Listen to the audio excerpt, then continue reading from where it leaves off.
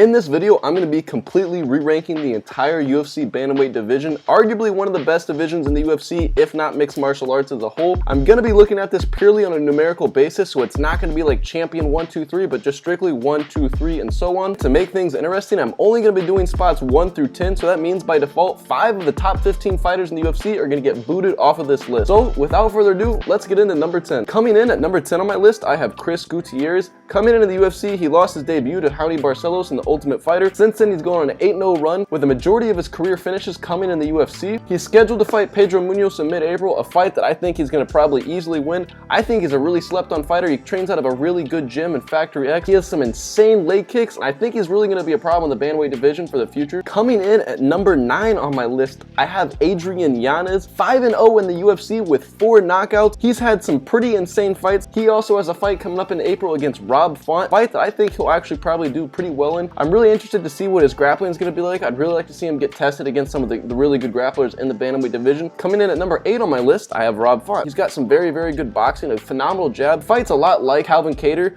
with that New England cartel, just really good boxing style, really gritty. He kind of had a really good situation where he kind of surged through the UFC rankings, having a fight against Cody Garbrandt that really put him up in the forefront of the bantamweight division. I think if Adrian Yanez can actually win his fight against Rob Font on April 8th, I really think the two positions that these guys are in will probably swap, and Adrian Yanez could even keep climbing as we move forward. Coming in at number 7 on my list, and this is probably going to piss a lot of people off, and honestly it feels weird putting somebody like this at number 7 because of how skilled they are. I have Corey Sandhagen. It's just really tough because when I look at a lot of the other people that are going to be coming up later on the list, some of these people have beat Corey Sandhagen already, and some of these fights I just think stylistically wouldn't bode well for Corey Sandhagen. I don't know, he could completely prove me wrong. He has a very tough fight coming up against Chito Vera. Styles, the way they match up, I feel like Corey Sandhagen wants a very pretty fight, and Chito's a brawler. He's going to get in your face and he's going to throw bombs. He's going to stand in the pocket and try to bang with you. I don't know if he really bodes well in those type of fights. I just think it's kind of like a stylistic striking thing. Moving on to number 6 on our list, I have Marlin Chita Vera, another fighter that I believe could definitely climb the rankings. Right now, just the reason I rank him at number 6, I have him above Corey Sandhagen because that's a fight that I think he'll win, but I just don't know. A lot of the fights that I've seen him win recently that have kind of climbed him up the ranks in the bantamweight division have been fights that he looked like he was losing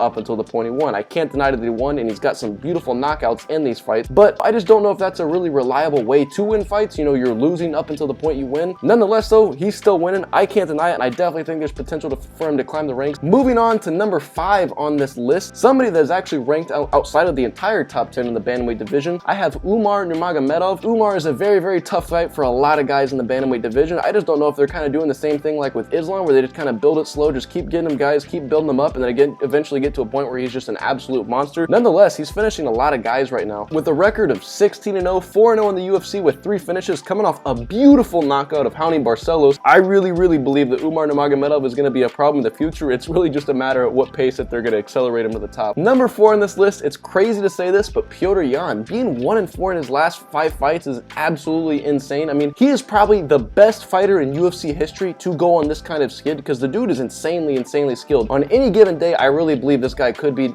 champion of the bantamweight division, but given the fighters that I'm going to name, then the 3 spots ahead of him, it's just hard to really rank him anywhere else but spot number 4. At number 3, I have the champion Aljamain Sterling. With no disrespect to Aljo, I really think he's good. Obviously, he's put himself in a position to be champion. He's defended his belt. Obviously in fights where it's kind of like, you know, where it's like kind of hard, but he is winning nonetheless. I just don't know if I believe Aljamain Sterling to be the number 1 best fighter in the bantamweight division, although he is the champion. It's just my opinion. Moving on to number 2, this is definitely going to piss some people off. I have OMalley. I think he's incredibly skilled. His striking is probably second to none in the UFC bantamweight division. I mean, he's incredibly skilled as a kickboxer. His grappling, definitely a lot of people want to give him crap for his grappling. I think he did a good job putting up against the grappling attempts against him in the Petr Yan fight. Nonetheless though, I really think OMalley could knock out a lot of the bantamweights on any given day, but I think the reason why I rank him higher than Aljamain Sterling's been knocked out before. I think he has a little bit of a false confidence on the feet because he just has a weird striking style. He likes to hang out on the feet a lot. I think that OMalley would probably put Aljamain's lights out. I don't know, we're gonna find out in the future because that's definitely gonna be a fight that ends up happening here relatively soon. And then moving on to number 1 on the list, it's probably not hard to guess at this point, I have Merab Dvalishvili. After seeing his performance this past Saturday against seeing what he did to Petr Yan, it's really hard to deny how good that guy is. I mean, I would rank him above his teammate Aljamain Sterling just because of the pace that he was able to put on. I don't know who could stop that, because eventually you're just going to break most people. If you don't get knocked out, my only thing with Merab is he just is always in kind of like a constant motion, always moving. I could see him getting caught in like one of those things where he just zigged and he should have zagged sort of thing and getting knocked out. Nonetheless though, if you don't knock out Merab in like the first 2-3 rounds, you're probably just going to end up getting gassed out and he's just going to wear down on you and end up beating you. In my opinion, he is the best fighter in the bantamweight division.